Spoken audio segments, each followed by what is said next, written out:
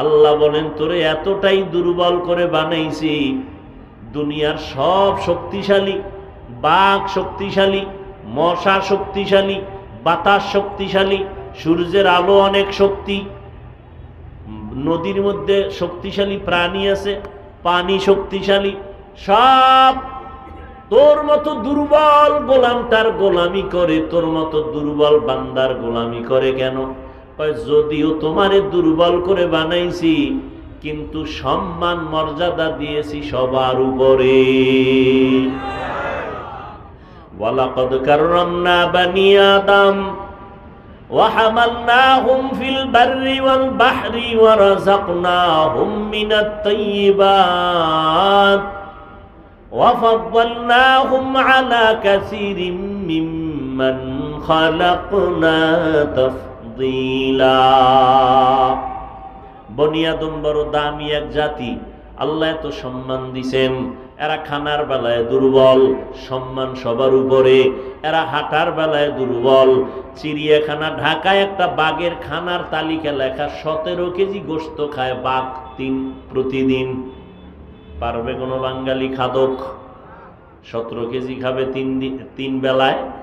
সম্ভব না। কিন্তু ধাক্কা ধাক্কি তো বাঙালি কম করে না, খাইতে না পারলো। মানুষ খানার বেলায় দুর্বল, ঘুমের বেলায় দুর্বল, মেধার বেলায় দুর্বল, কিন্তু এরপরও শক্তিশালী। বাঘ মানুষের গোলামি করে, সাপ মানুষের গোলামি করে, বাতাস মানুষের গোলামি করে।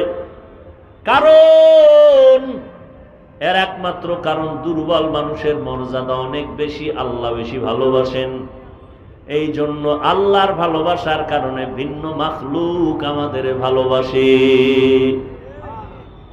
قال النبي صلى الله عليه وآله وسلم الدنيا خلقت لكم وأنكم خلقتم للآخرة।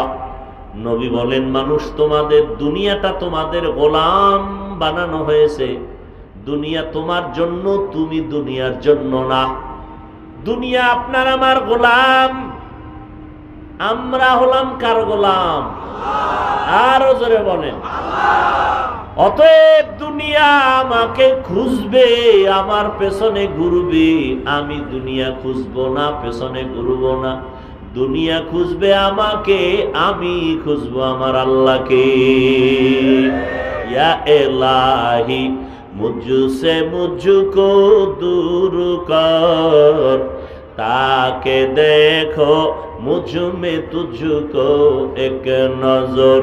ইয়া ইলাহি तू मेरा माबूद है, या इलाही तू मेरा माशूक है। আমরা কি খুঁজবো? দুনিয়া আমাদেরকে খুঁজবে। এটা উল্টা গেছে, আমরা দুনিয়া খুঁজি, আল্লাহ আমগো খুঁজে। ঠিক।